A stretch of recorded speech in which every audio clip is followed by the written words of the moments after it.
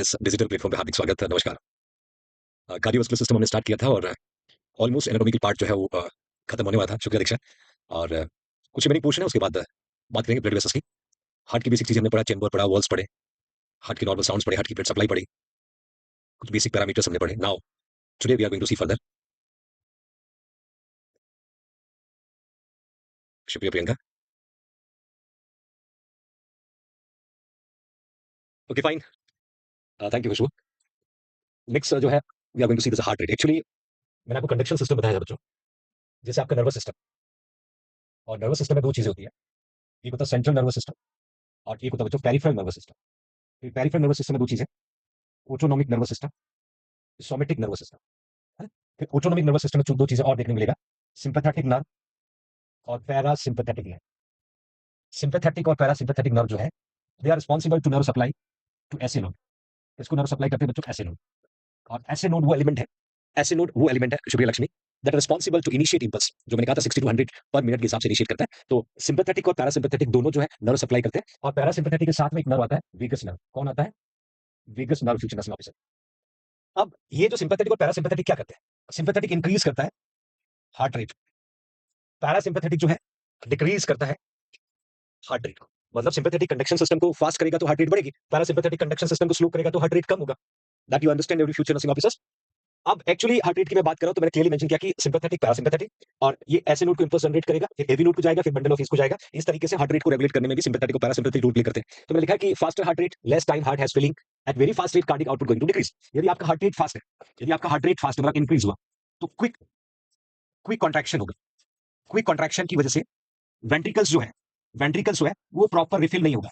Proper refill का मतलब जितना अमाउंट वेंट्रिकल्स में आना चाहिए उतना नहीं आ पाएगा, because your heart quick contracted and blood supply towards your body organ. तो बस रिफिलिंग प्रॉपर नहीं होगा तो कार्डिक आउटपुट क्या होगा? डिक्रीज होगा। कार्डिक आउटपुट क्या होगा? डिक्रीज होगा। तो मैंने यहां मेंशन किया फ्यूचर नर्सिंग ऑफिसर कि normal sinus heart rate 60 to 100 beats per minute, और वही मैंने लिखा कि टैकीकार्डिया कब कहेंगे? जब आपका हार्ट रेट मोर देन 100 होगा। ब्रेडिकार्डिया कब कहेंगे? जब आपका heart rate more than less than 60 होगा, है ना? नथिंग स्पेशल, शुक्रिया दीपू हरियाणवी। तो ये कॉन्सेप्ट आपको क्लियर हो गया हार्ट रेट का रेगुलेशन, हार्ट रेट को फास्ट स्लो करने का। But next important parameter that is a baro receptor.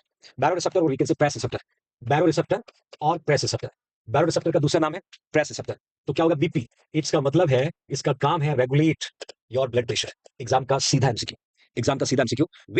which receptor are responsible to regulate your blood pressure?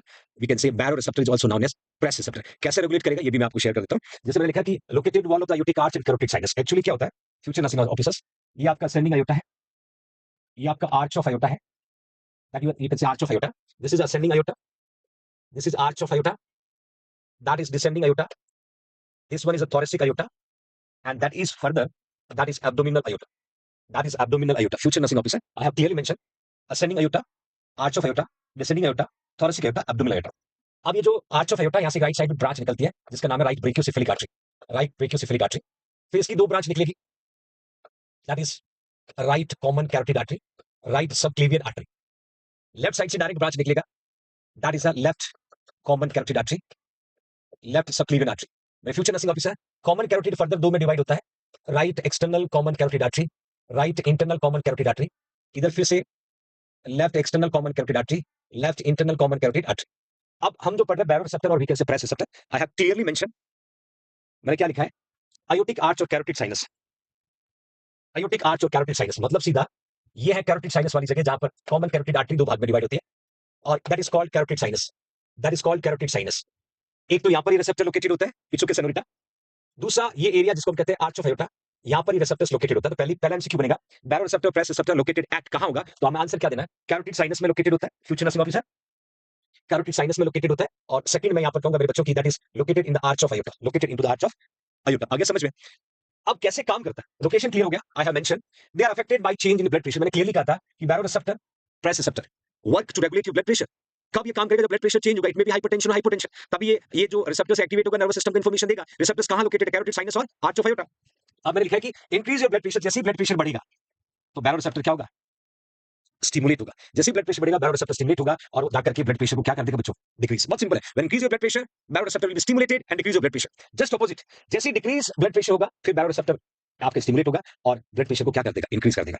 That mechanism is regulated by press receptor और बैरो receptor. I think समझ में आ गया। वो सारे future nursing officer exam में location पूछते हैं, exam में काम पूछते हैं, और काम कैसे करते हैं, काम कैसे करते हैं फ्यूचर। डिक्रीज पहला लिखा इंक्रीज ब्लड प्रेशर तो डिक्रीज हो जाएगा, डिक्रीज ब्लड प्रेशर तो इंक्रीज प्रेशर हो जाएगा। आगे समझ में? ओके फाइन, मैं एक फोटो भी दिखाता हूं फ्यूचर नर्सिंग ऑफिसर, शायद इट इज विजिबल, आप देख सकते हैं। एक तो ये यहाँ पर बैरोसेप्टस दिख रहे हैं और ये मैंने आपको फोटो में बताया था जहां पर कॉमन कैरोटिड आर्टरी एक्सटर्नल और इंटरनल में डिवाइड होती है, वहां पर कैरोटिड साइनस होता है, वहां पर ये लोकेटेड होता है। तो baroreceptor also known as press receptor, BP से याद रखना ब्लड प्रेशर रेगुलेट करता है, डिक्रीज और इंक्रीज होने पर काम करता है। जी चालू, शुक्रिया। ओके फाइन, अब बात आता है stretch receptor, another receptor, one of the baro, one of the stretch. Stretch receptor detect change in the length और tension of the muscle organ of blood vessels. आपके ब्लड वेसल्स की muscles में, blood vessels में जब भी pressure come down होगा, जिसमें लिखा है कि located in the vena cava right atrium, ये इंपॉर्टेंट है। वेना कावा में inferior vena cava, superior vena cava along with right atrium, location अलग है। लोकेशन के खेल एमसीक्यू से बनेगा, है ना। आई हैव क्लियरली मेंशन कि स्ट्रेच रिसेप्टर जो है it is located in the vena cava right atrium, it's responsible to change your length tension in muscles organ और ब्लड वेसल्स। कैसे? जब भी आपका बीपी डिक्रीज होगा, हाइपोवोलेमिया होगा, hypovolemia that can we can say stimulate your sympathetic response, और sympathetic response क्या call करेगा? Constriction of the blood vessels. ये ब्लड वेसल्स को कॉन्स्ट्रिक्ट करके आपके ब्लड प्रेशर को बढ़ाने का काम करेगा। जैसे ही आपका ब्लड प्रेशर इंक्रीज होगा, हाइपरवोलेमिया एंड पैरासिम्पैथेटिक रिस्पांस आएगा, then can cause dilation of the blood vessels. तो दोनों में डिफरेंस क्या है? बैरोरेसेप्टर स्ट्रेच रिसेप्टर में, स्ट्रेच रिसेप्टर तभी काम करता है जब ब्लड वेसल स्ट्रेच हो रहा है। स्ट्रेच कब होगा? वॉल्यूम कम ज्यादा होगा, वॉल्यूम कम ज्यादा होगा, हाइपर हाइपोटेंशन होगा, और उस समय आपका stress receptor vaso constriction vaso dilation का काम करेगा और ब्लड वेसल्स को मेंटेन करेगा, ब्लड प्रेशर को मेंटेन करेगा। तो ये दो इजी और मैं कह सकता हूं ट्रिकी चीजें थी, जो एग्जाम के पर्पस ऑफ व्यू से सीधा पूछते कि which receptor work to regulate blood pressure, है ना। तो आई थिंक समझ में आ गया होगा, बट मजे की चीज अब शेयर करने वाला हूं, that is ADH. ADH vasopressin influence your blood pressure indirectly by regulation of the vascular volume. देखिए, hypothalamus, hypothalamus,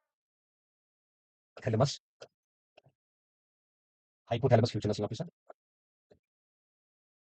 that you can see anterior pituitary gland, posterior pituitary gland. और हाइपोथैलेमस किसको प्रोड्यूस करेगा? ADH.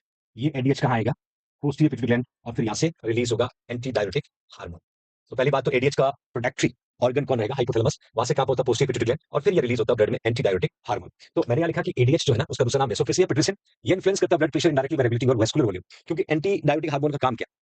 Reabsorb water, water concentration को भी maintain करने में, water के homeostasis को बनाए रखने में एडीएच काम करता है। और एडीएच कहीं ना कहीं ब्लड प्रेशर को अफेक्ट करता है। If the patient have hypertension, ADH work to decrease your blood pressure to increase excess excrete excessive volume in your body. Body में जो भी वॉल्यूम को एक्सक्रीट आउट करके आपकी वॉल्यूम को चेक करने का काम करता है। तो मेरे कहने का पर्पस है, एडीएच को मैं कहूंगा कि that will influence your blood pressure indirectly by regulating your vascular volume, increase the blood volume, result में decrease ADH release. Definitely volume कम होगा, एडीएच कम होगा रिलीज होना, जिससे पेशेंट को डायरेसिस होगा, और डायरेसिस होगा तो बॉडी में ब्लड वॉल्यूम डिक्रीज होगा, और वॉल्यूम जब डिक्रीज होगा तो डेफिनेटली आपका ब्लड प्रेशर जो है going to be decrease.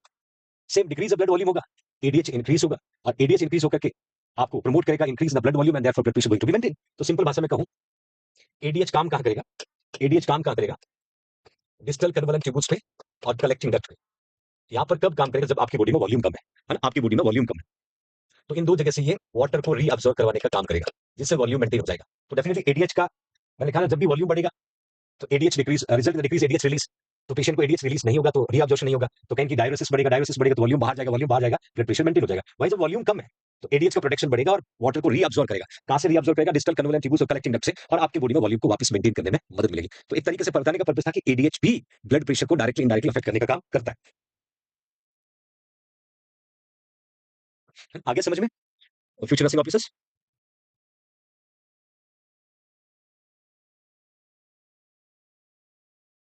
Okay fine.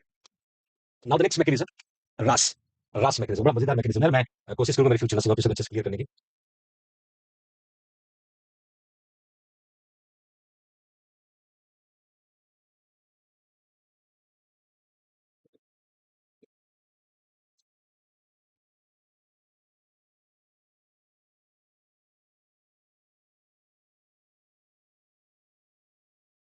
देखिए, RAS, renin, angiotensin, aldosterone system, system, renin, angiotensin, aldosterone system, that is RAS. और कई सारे एमसीक्यू में सॉल्व करेंगे। अब ये रास जो है ना, ये भी आपके ब्लड प्रेशर को रेगुलेट करने का काम करता है, याद रखिएगा। रास, रास के अंदर जो रेनिन है, रेनिन है, that is a hormone to regulate your blood pressure. This is your competitive exam MCQ. Which is the hormone responsible to regulate your blood pressure? आपको आंसर लिखना रेनिन। और रेनिन काम किसके साथ करेगा? रस मैकेनिज्म। सर मैं पूरा मैकेनिज्म आपको एक्सप्लेन करूंगा। I hope you are going to be understand. तो ये तो कॉन्सेप्ट क्लियर होगा, रेनिन जो है वो किसके साथ काम करेगा, ब्लड प्रेशर के साथ में। जब भी आपका ब्लड प्रेशर कम ज्यादा होगा, रेनिन अपना काम करना शुरू कर देगा, स्पेशली ब्लड प्रेशर कम होने पर। तो ध्यान से देखिएगा future nursing officers, when when decrease volume, decrease volume, decrease sodium, जैसे वॉल्यूम कम होगा, सोडियम का लेवल कम होगा, आपको क्या होगा, हाइपोटेंशन। आपको क्या होगा बच्चों, हाइपोटेंशन। जैसे ही आपको हाइपोटेंशन होगा, जैसे ही आपको हाइपोटेंशन होगा फ्यूचर नर्सिंग ऑफिसर, तो क्या होगा, आपकी किडनी से, ये आपकी किडनी है, दिस इज योर किडनी, और किडनी के जेक्स्ट्रा ग्लैम्युलर अपरेटस, जेक्स्ट्रा ग्लैम्युलर अपरेटस से एक हार्मोन रिलीज होगा जिसको हम कहेंगे प्रोरेनिन। प्रोरेनिन कब कहेंगे, प्रोरेनिन कब कहेंगे, जब हार्मोन किडनी से रिलीज होगा, किडनी के जेक्स्ट्रा ग्लैम्युलर अपरेटस से रिलीज होगा, then we can call that is a prorenin. क्या कॉल करेंगे, प्रोरेनिन फ्यूचर नर्सिंग।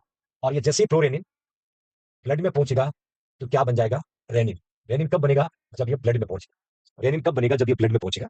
अब ये ब्लड में ट्रेवल करके, ब्लड में ट्रेवल करके, ये जो रेनिन हार्मोन है, ये जो renin hormone, hello future nursing officers, समझ में आ रहा है, रास मैकेनिज्म की बात कर रहा हूं, रेनिन एंजियोटेंसिन एल्डोस्टेरोन सिस्टम। और रास मैकेनिज्म का क्लियर वर्क है to regulate your blood pressure, और इसमें भी मेनली कौन काम करता है, रेनिन काम करता है। कौन काम करता है, रेनिन काम करता है। अब ये रेनिन क्या करेगा, ये आपके लिवर को जाएगा, लिवर को जाएगा, दिस इज योर लिवर, और लिवर से जाकर के ये रिलीज करवाएगा एंजियोटेंसिनो,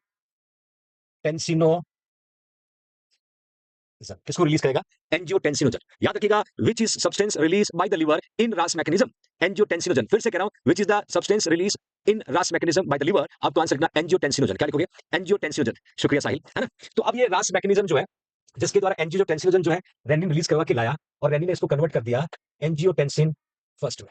ये काम किसने किया, ये इन रेनिन ने किया, है ना, ये रेनिन ने काम किया। जैसे पेशेंट के बॉडी में वॉल्यूम कम हुआ, तो किडनी के अंदर भी वॉल्यूम कम पहुंचने लगा, सोडियम का लेवल आपका कम हुआ, तो किडनी के जेक्स्ट्रा ग्लैम्युलर को पता चला भैया बॉडी में वॉल्यूम कम हो रहा है, तो उसने जेक्स्ट्रा ग्लैम्युलर बोला भैया तुरंत रेनिन को रिलीज करो, तो जेक्स्ट्रा ग्लैम्युलर ने प्रोरेनिन को रिलीज किया। प्रोरेनिन जो है तुरंत ब्लड में पहुंचते रेनिन बना, और भाग के गया लिवर के पास, बोला लिवर एंजियोटेंसिनोजन को दो, मुझे एंजियोटेंसिन फर्स्ट बनाना है। तो लिवर ने कहा ले जाओ, तो लिवर ने एंजियोटेंसिनोजन दिया, तुरंत रेनिन ने इसको क्या बना दिया, एंजियोटेंसिन फर्स्ट। अब रेनिन अपना काम कर चुका है, अब रेनिन अपना काम कर चुका है फ्यूचर नर्सिंग ऑफिसर। अब क्या होगा, अब क्या होगा मेरे बच्चों, ये जो एंजियोटेंसिन फर्स्ट है, एंजियोटेंसिन फर्स्ट है, ये किस में कन्वर्ट हो रहा है, ये एंजियोटेंसिन सेकंड। और इसको एंजियोटेंसिन सेकंड में कन्वर्ट करने का काम कौन कर रहा है, आपका लंग्स, और लंग्स के कैपिलरी से आने वाला angiotensin converting enzyme. Angiotensin converting enzyme ये कहां से आया, लंग्स के कैपिलरी से। और एंजियोटेंसिन कन्वर्टिंग जो एंजाइम है, इसने एंजियोटेंसिन फर्स्ट को किधर कन्वर्ट कर दिया, एंजियोटेंसिन सेकंड में। एंजियोटेंसिन सेकंड में कन्वर्ट कर दिया।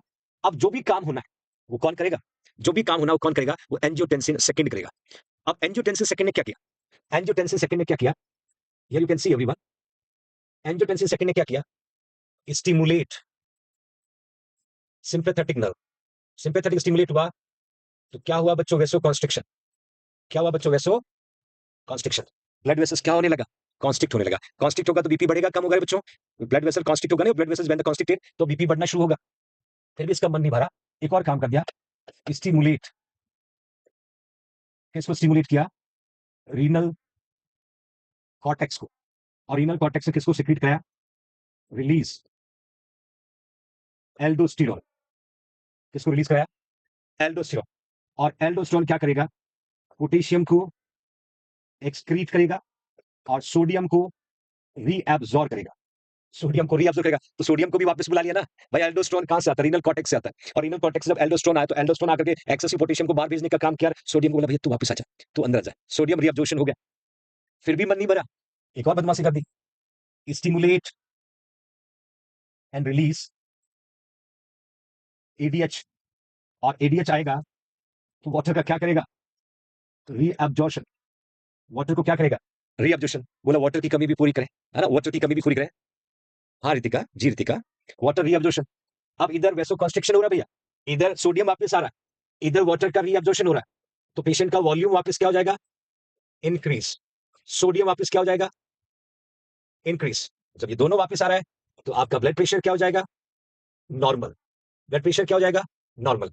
अब आप अपनी जिंदगी को खूबसूरती से जी सकते हैं। एक बार फिर से इसको मेंशन करता हूं फ्यूचर नर्सिंग ऑप्शन। प्रोसेस काफी लंबा है, but it's very interesting, very interesting. रास मैकेनिज्म जो है, एक्चुअली रास मैकेनिज्म को कहते हैं renin angiotensin aldosterone system. Just listen carefully every future nursing option, renin angiotensin aldosterone system is called रास मैकेनिज्म। जैसे ही मैंने कहा कि पेशेंट को बॉडी में वॉल्यूम कम हुआ, सोडियम डिक्रीज हुआ, किडनी के पास वॉल्यूम कम पहुंचा, तो किडनी बड़ी बदमाश है, इसने तुरंत जैक्सा को कहा भाई कुछ तो गड़बड़, मेरे पास आने वाला वॉल्यूम कम कैसे हो रहा है? तो जैक्सा कहता है मैं अभी भेजता हूँ रेनिन को, फटाफट फ्लोरेनिन को रिलीज करता, ब्लड में भेजता, ब्लड में ट्रेवल करते लिवर को, बाजा को, लिवर एंजियोटेंसिनोजन देते, क्यों? वॉल्यूम कम पड़ रहा है। लिवर ने क्या किया? एंजियोटेंसिनोजन दिया, एंजियोटेंसिन बोला भाई तू एंजियोटेंसिन फर्स्ट बन जा। फर्स्ट बनते ही लंग्स को पता चला कुछ तो हलचल हुई, लंग्स को बोला तू एंजियोटेंसिन कन्वर्टिंग एंजाइम भेज, मैं एंजियोटेंसिन 2 में कन्वर्ट कर देता हूं। लंग्स ने एंजियोटेंसिन कन्वर्टिंग एंजाइम भेजा, तो एंजियोटेंसिन फर्स्ट एंजियोटेंसिन 2 में कन्वर्ट हो गया। जैसे एंजियोटेंसिन 2 में कन्वर्ट हुआ, फिर तो ये रुकने वाला कहां था, तुरंत गया ब्लड वेसल्स को कंस्ट्रिक्ट करवाया सिंपैथेटिक नर्व के द्वारा, वॉल्यूम बढ़ने लगा, फिर गया रीनल कॉर्टेक्स को, एल्डोस्टेरोन को सीक्रेट कराया, सोडियम को वापस बुलाया, फिर गया डीएच के पास, बोला वाटर तो लाएगा। इन तीनों ने मिलकर के वॉल्यूम को वापस लाया, सोडियम को वापस लाया, बोला अब बीपी नॉर्मल, अब बीपी नॉर्मल। इसका मतलब जब जब आपकी बॉडी में ये सिचुएशन कॉज होती है, रास मैकेनिज्म मेंटेन करने का काम करता है वाटर, सोडियम, पोटेशियम और ब्लड प्रेशर, जिसको कहते हैं होम्योस्टेसिस। अब आपको कुछ कुछ समझ में आया? कहानी में ट्विस्ट जरूर था, आई होप कि कुछ कुछ समझ में आया होगा। बच्चों को थोड़ा ब्लरी दिख रहा है ना, तो मैं इसको थोड़ा बड़ा दिखा देता हूँ, बड़ा दिखा देता हूँ। बिल्कुल दीपू, सभी को काम पे लगा लिया और सबको बोला भाई बहुत हुआ, हमें सबको मैदान में आना पड़ेगा। जैसे अभी नॉर्सेट के लिए सारा बैच स्टार्ट हो रहा है, तो रास मैकेनिज्म की तरह आपके किसी ने सारे अपनी टीम को बोला कि भाई आप ऐसा ऐसा करना, टीम पूरी जिम्मेदारी के साथ लगी, अब नॉर्सेट फतेह करेंगे, है ना? नॉर्सेट जीत जाएंगे। शुक्रिया रीता, शुक्रिया केशवी, बोला ये है असली रास। समझ में, समझ में आना, क्योंकि आप लोग बहुत ब्रिलियंट हो ना बच्चों, आप बहुत मेहनत करते हो, बहुत अच्छा पढ़ते हो। Thank you शालो Mishra, thank you so much. अब इसमें कुछ एडिशनल चीजें आपको बता देता हूँ, आगे कहीं कहीं हम पढ़ेंगे। एक ड्रग आपने सुना होगा, लगेगी ना रचना? शुक्रिया साहिल। एक्चुअली ना सारांश क्लास आपके बैच को जैसे ही मिलने वाला है, आपको तो फ्री मिलने वाला है बच्चों, आपको पैसे थोड़ी लेने हैं। आपको 12-12 घंटे अटेंड करना, देखना सिटिंग 12 घंटे कंसिस्टेंटली। बिल्कुल दीपू। ओके फाइन, अब आप जब पढ़ेंगे आगे angiotensin, angiotensin converting enzyme inhibitors, जिसमें एनालाप्रिल, एनालाप्रिल, कैप्टोप्रिल, कैप्टोप्रिल, ये ड्रग आप हाइपरटेंशन में से पढ़ेंगे, है ना? तो इन ड्रग का काम क्या पता है? इस मैकेनिज्म को रोक दे। भाई हाइपरटेंशन ऑलरेडी है, हाइपरटेंशन ऑलरेडी, और वैसे कॉन्स्ट्रिक्शन होगा, और वॉल्यूम का रीअब्जॉर्प्शन होगा, और एल्डोस्टेरोन आएगा तो बीपी तो और बढ़ेगा। तो उस समय हमें angiotensin converting enzyme inhibitor drug देते हैं, और वो इस मैकेनिज्म को रोकता है। शालू पूरी कोशिश से बताया, उम्मीद है हम आपकी उम्मीदों पे खरा उतरे, आप चिंता नहीं करें। प्रियंका इंटेलेक्स बैच हम पूरा कर देंगे, उससे पहले आप चिंता नहीं करो। हाँ रितिका, ओके फाइन। तो ये तो बात होगी रास मैकेनिज्म की, अब चलते हैं हम आगे, आगे बढ़े।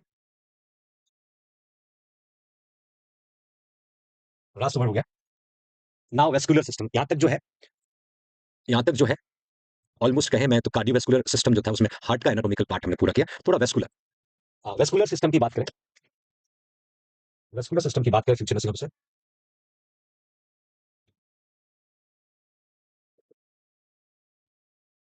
That is a vascular system consist of, consist of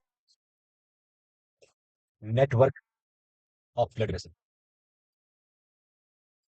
blood vessel, that is a vascular system. अब हार्ट जो है ना,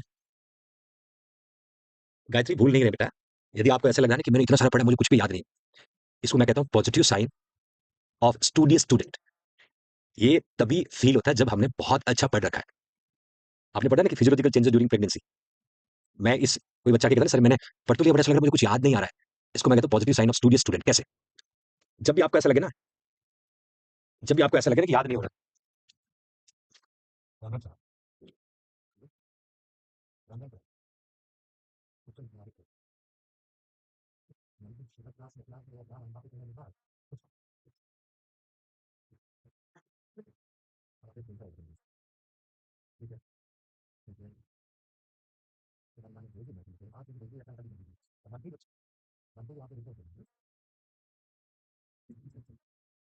तो that consist of blood vessels, और we can say network of blood vessels, future nursing officers.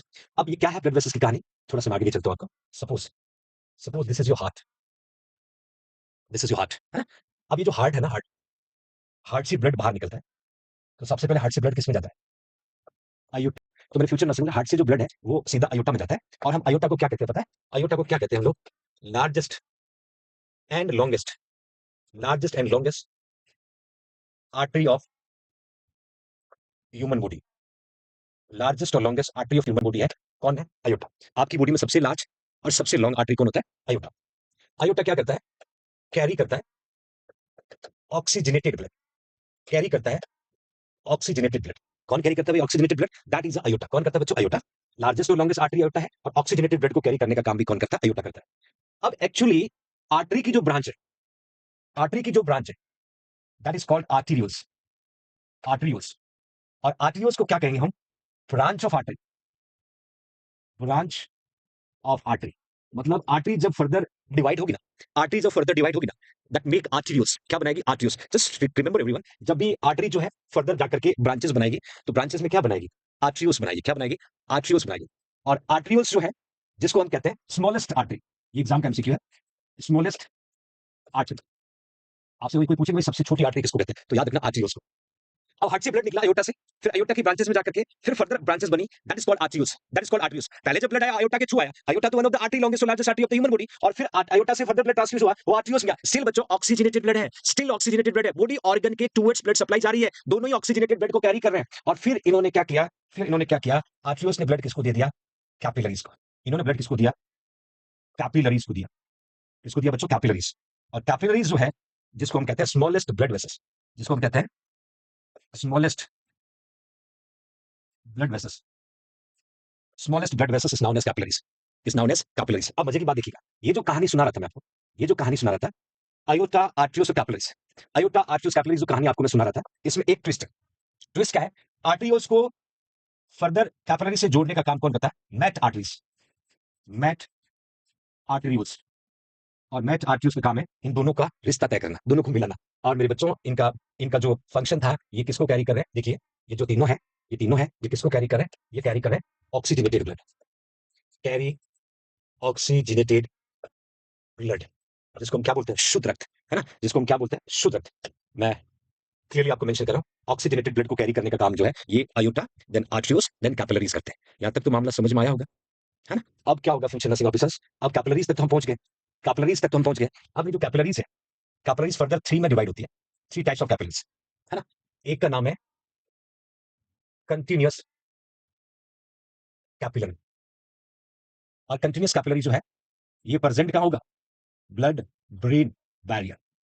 Continuous capillary का मतलब, continuous capillary का मतलब दो कैपिलरीज के बीच में कोई ज्यादा बड़ा डिस्टेंस नहीं होता है, और जिसकी वजह से कोई भी टॉक्सिन सब्सटेंस ब्रेन में एंटर होने से प्रिवेंट होता है। ये इसलिए हम कई बार कहते हैं कि कंटिन्यूअस कैपिलरी, वैसे कई सारे बॉडी ऑर्गन में, बट मेनली आपके blood brain barrier. Blood brain barrier means it is located into the brain to protect your brain from any any toxin और हार्मफुल सब्सटेंस, उसको अंदर एंट्री होने से प्रिवेंट करने का काम करता है। और ये काम कौन करता है? ये कंटिन्यूअस कैपिलरी करती है। फिर आता है फेनेस्ट्रेटेड, सॉरी साइनोसॉइडल कैपिलरीज, जो प्रेजेंट होता है लीवर में, स्प्लीन में, बोन मेरो में। साइनोसाइडल में दे हैव लार्ज स्पेस, है ना? साइनोसाइडल में जो है बड़ा स्पेस होता है। Future nursing officer, they have large space, that will be located, that will be located into the liver, spleen और बोन मेरो। फिर थर्ड वन आता है फेनिस्ट्रेटेड, फेनिस्ट्रेटेड कैपिलरी, और जो प्रेजेंट होता है रीनल ट्यूब्यूल्स में। कहां प्रेजेंट होता है? रीनल ट्यूब्यूल्स में प्रेजेंट होता है। अब ये चीज तो आपको समझना होगा फ्यूचर नर्सिंग ऑफिसर, कि हमने जब ब्लड लेके आए थे, वो ऑक्सीजनेटेड ब्लड था, अयोटा से आर्टरी में गया, that is largest longest artery कौन हो गया? अयोटा। देन अयोटा की ब्रांचेस को हमने क्या बोला? आर्टरियोस। फिर आर्टरियोस की ब्रांचेस को क्या बोलते हैं? कैपिलरीज। लिख सकता हूं, branches, branches of arterioles, branches of arterioles, this is known as capillaries. अब यहां तक जब ब्लड आपकी बॉडी ऑर्गन को सप्लाई हो गया, कैपिलरी से छोटे बॉडी ऑर्गन तक पहुंच गया, समझ में आ रहा है? ये ऐसी लोडी दे रहे हो? हाँ सर, हाँ सर, हाँ सर। कहां पर हो? क्यों बदमाशी कर रहे हो? सिट प्रॉपर, सीधे बैठो। हेलो, आपको बुरा, सीधे बैठो। नो बसी, ऐसे लेट के नहीं पढ़ा जाता, बैठ के पढ़ा जाता है, नहीं तो न्यूरॉन्स सो जाएंगे ब्रेन में। हाँ, अब ठीक है। लाइब्रेरी वाले बच्चों, आपको भी कह रहा हूँ, प्रॉपर बैठिए। यस, ये हुई ना बात? हाँ। आप ये मत सोचना आप invisible, I have four eyes, है ना? दो आपके ऊपर लगी है कैमरा की तरह, अलर्ट होके बैठना है, ठीक है? अब जब मैं क्लियरली आपको मेंशन कर रहा हूं कि भाई अभी तक तुम oxygenated blood, good good good, शुक्रिया जानवी,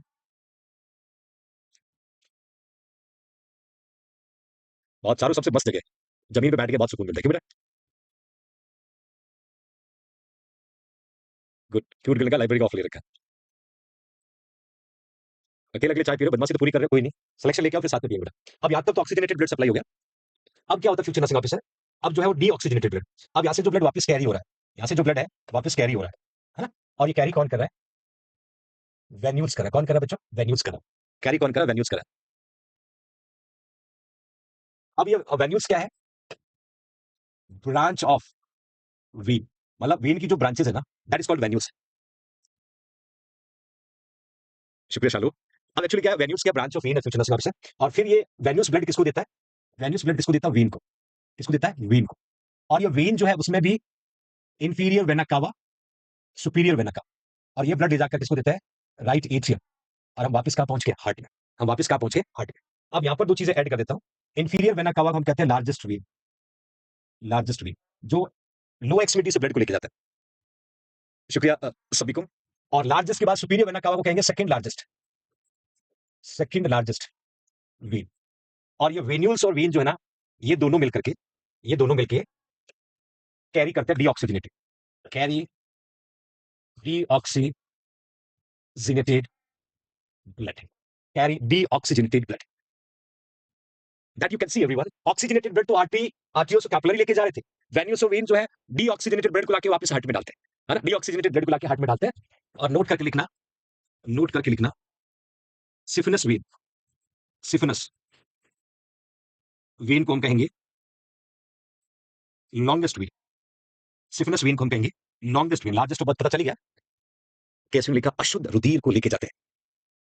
हाँ जी, सुमन, सुमन जैन, बिल्कुल मेरा बच्चा, सिफिलिस वेन को we can say longest vein. तो ये एक कहानी थी जो हार्ट के लेफ्ट वेंट्रिकल से शुरू हुई और राइट एट्रियम पे आके खत्म हो गई। ये है नेटवर्क ऑफ ब्लड वेसल्स, ये है नेटवर्क ऑफ ब्लड वेसल्स जो ऑक्सीजनेट को लेके जाता है, बॉडी ऑर्गन को सप्लाई करता है, डीऑक्सीजनेटेड लाता है और वापस राइट एट्रियम को दे देता है। इस तरीके से नेटवर्क अपना काम करता है, टू वे चलता है, एक ब्लड बॉडी ऑर्गन की तरफ, दूसरा बॉडी ऑर्गन से हार्ट की तरफ, बॉडी ऑर्गन से हार्ट की तरफ। आई होप आप सबको समझ में आया होगा, आप सबको समझ में आया होगा फ्यूचर नर्सिंग ऑफिसर। आगे बढ़ते हैं, कुछ कुछ खोपड़ी में गया।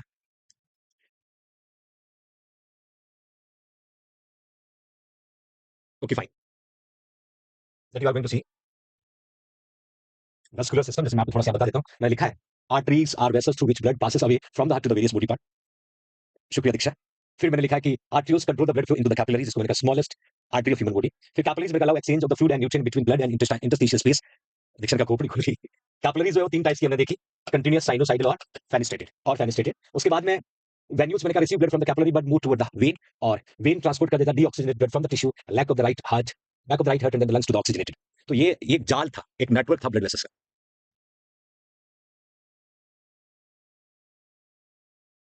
शुक्रिया सुमन। नहीं बिल्कुल बिल्कुल ऑफलाइन वाली फीलिंग आनी चाहिए, वरना क्या होता है बच्चों, आप उतने डिस्टेंस पे भले ही हो, I feel you are seated front of me as a teacher, you feel my dear future nursing officer कि sir stand front of us. तो ऐसा महसूस करना, और ये वाइब्स जो है एक्सचेंज करता है कार्बोहाइड्रेट को। थोड़ा ऐसा लगे ना कि नहीं हम तो ऑनलाइन है तो मार खाओगे, फिर आपको ना लेजीपन आ जाएगा। और स्टूडेंट जितना अलर्ट और अटेंटिव होगा ना, उतना बढ़िया पोटेंशियल देता है, बढ़िया आउटपुट देता है। और मैं हमेशा कहता हूँ student are true hearted person, उसको जैसा टीचर चलाना चाहता है वैसे बच्चा चलता है। यदि आपको proper guidance, proper instruction, proper डांट के साथ कैरी करे ना, तो आप चांद तारे भी तोड़ सकते हो। तो वही कोशिश कर रहा हूँ। मेहनत आप नो डाउट बहुत अच्छी कर रहे हो, बस मैं मुझे सोचना है कि 1 घंटा, 1.5 घंटा जितना भी मैं क्लास लेने आऊँ आपके लिए, full of flash of energy होनी चाहिए, है ना? जो मुझे चैट बॉक्स को देख के आप सबके अंदर दिख रही है ना, आई फील वेरी गुड। अब अगली बात करते हैं कार्डिक मार्कर की। कार्डिक मार्कर की बात करते हैं फ्यूचर नर्सिंग से। अब आपको अच्छे से पता है कार्डिक मार्कर जो है, पहली बात मैं बता दूं, ये लोकेटेड कहाँ होता है? मार्कर जो है लोकेटेड कहाँ होता है? इन कार्डियक मसल, इन कार्डियक मसल। और ये मार्कर जो है रिलीज कब होता है? देखिए, रिलीज इनटू ब्लड कब? When cardiac muscle die. जैसे ही कार्डियक मसल डाई हो जाएगी और कार्डियक मार्कर जो है इसमें रिलीज हो जाएगा, कार्डियक मार्कर जो है ब्लड में रिलीज होगा। ये पहले आपको याद रखना। शुक्रिया Sahil. I know Suchitra, I know, I have very trust on you. GNK, देखिए कार्डिक मार्कर की मैं बात कर रहा हूं फ्यूचर नर्सिंग ऑफिसर। तो कार्डिक मार्कर एक्चुअली कहां लोकेटेड होता है? कार्डिक मसल्स में। कहां लोकेटेड होता है? Cardiac muscle. When cardiac muscle die due to lack of blood supply, due to lack of oxygen, भाई कार्डिक मसल को ऑक्सीजन नहीं मिलेगा, ब्लड ही नहीं मिल रहा, तो मसल्स डाई होगा। तो डाई होती है, कार्डिक मार्कर कहां रिलीज होता है? ब्लड में। और ब्लड में रिलीज हो रहा है, इट मींस आपकी cardiac muscle, cardiac cell, cardiac tissue die हो गया। फिर हम इन मार्कर का लेवल किसमें देखते हैं? ब्लड में, कि कितने टाइम में ब्लड में लेवल बढ़ रहा है, कितने टाइम में पीक जा रहा है, और कितने टाइम में पीक बना हुआ है, कितने टाइम में वापस comes to the normal. That reflecting you are suffering with die और dead of the cardiac cell और tissue, it means you are suffering the myocardial infection, है ना? आ रहा समझ में बच्चों? तो लोकेटेड कहां होता है? कार्डिक मसल में। रिलीज कहां होता है? ब्लड में। कब रिलीज होता है? जब cardiac cell, cardiac tissue, cardiac muscle damage होता है, डैमेज होता है। आगे बढ़े, ओके फाइन। तो इन मार्कर की कहानी की मैं बात करूं तो सबसे पहले मैंने लिखा है कि ट्रोपोनिन, ट्रोपोनिन मेरे फ्यूचर नर्सिंग ऑफिसर, ये जो ट्रोपोनिन है, ट्रोपोनिन, ये ट्रोपोनिन टी होता है, ट्रोपोनिन आई होता है, ट्रोपोनिन टी होता है, ट्रोपोनिन आई होता है, जो कॉमनली मैं कह सकता हूं दोनों जो है प्रेजेंट किसमें होता है? Cardiac muscle, cardiac cell, cardiac tissue. इन दोनों में भी वेरिएशन, इन दोनों में भी वेरिएशन। एक्चुअली ट्रोपोनिन क्या है? ट्रोपोनिन एक प्रोटीन सब्सटेंस है, ट्रोपोनिन एक प्रोटीन सब्सटेंस है ना? और ये कहाँ प्रेजेंट होता है? कार्डिक सेल और टिश्यूज में। कब रिलीज होता है? जब कार्डिक सेल और टिश्यू जो है डाई होंगे। तो ट्रोपोनिन आई, ट्रोपोनिन टी, एक होता है ट्रोपोनिन सी। सी जो है ये स्केलेटल मसल्स में होता है बच्चों, स्केलेटल मसल्स में होता है, ब्रेन में होता है ना? याद रखिएगा ये हमारे यहाँ पर काम करनी है, बट एग्जाम में कभी-कभी बात कर ले तो हमारे पास जवाब भी होना चाहिए ना बच्चों। अब बात करें सबसे पहले ट्रोपोनिन क्या प्रोटीन है release when the heart muscle has been damaged, जिसमें ट्रोपोनिन आई सबसे पहले लिखा है। ट्रोपोनिन आई पे बहुत एमसीक्यू बनता है because most sensitive high affinity वाला प्रोटीन होता है। जैसे ही कार्डिक सेल और टिश्यू डाई होने बड़ा सेंसिटिव है, तो मैं लिखा है लेस देन 0.6 मिलीग्राम पर एमएल हैज हाई एफिनिटी, ये एग्जाम का एमसीक्यू है। एंड मायोकार्ड इंजरी जैसे ही होगा तो ये रिलीज होगा। आई भी लिखा है, टी भी लिखा है, तो हमें राइट किसको करना? आई को। आई क्यों है मैं इसका रीजन बता देता हूं। ये विद इन 3 आवर्स में राइज हो जाता है, और ट्रोपोनिन टी जो 3 टू 5 आवर्स में राइज होता है। जैसे ये 3 आवर्स में राइज होगा, rise in about 3 hours, peak at 14 to 18 hours, 14 to 18 hours में जाके पीक में जाएगा, है ना? और जब 14 टू 18 आवर्स में पीक में पहुंचेगा, then remain elevated in 7 to 10 days, still बढ़ा हुआ है। तो समझ जाना वहां के सेल और टिश्यू डाई हो गए। तो एक तो मैंने पूछा कब राइज होगा? 3 घंटे में। कब पीक पे जाएगा? 14 टू 18 आवर्स में। कब बढ़ा हुआ रहेगा? 7 टू 10 डेज में। ये duration it is much needed to remember. उसके साथ लिखा ट्रोपोनिन टी 0 से 0.2 नैनोग्राम, ये जो है 3 टू 5 आवर। अब 3 से 5 घंटे में ये होता है, और 3 घंटे में ट्रोपोनिन आई होता है। तो आई ऑप्शन में है, टी ऑप्शन में है। हमारा आंसर राइट क्या होगा? आई, हाई एफिनिटी, मोस्ट सेंसिटिव, और टी से पहले रिलीज होने वाला। वैसे देखा जाए तो ट्रोपोनिन आई और टी के बाद सीपीके, एमबीसीके और myoglobin, that many of the protein substance which is located in your cardiac muscle that has been released after damaging the cardiac cell or tissue, तो वो रहेगा। बट इन दोनों को हम लोग कंपेयर करते हैं, तो आपको ट्रोपोनिन टी जो है और आई को पुट करना, still elevated 10 to 14 days, and that is very important. इन दोनों को अच्छे से याद रखना। आई थिंक हम जब रिकॉल करते हैं कॉम्पिटिटिव एग्जाम में, तो एक तो normal level of troponin T और आई पूछते हैं, दोनों में मोस्ट सेंसिटिव पूछे तो आई है, एफिनिटी पूछे तो आई है, दोनों में पहले रिलीज पूछे तो भी आई है, बट दोनों ही ट्रोपोनिन का पार्ट है। हाँ जी श्रद्धा जी माय डियर, है ना? तो मेरे फ्यूचर नर्सिंग ऑफिसर, आज का जो क्लास है 1 आवर का ही था बेटा, पता ही नहीं चला 1 आवर का आपको शायद, और कल फर्दर तैयारी करूंगा। अभी थोड़ा सा और भागदौड़ है, जल्दी मुलाकात करो, अपना ख्याल रखें, और बस डू कंसिस्टेंटली हार्ड वर्क। शुक्रिया।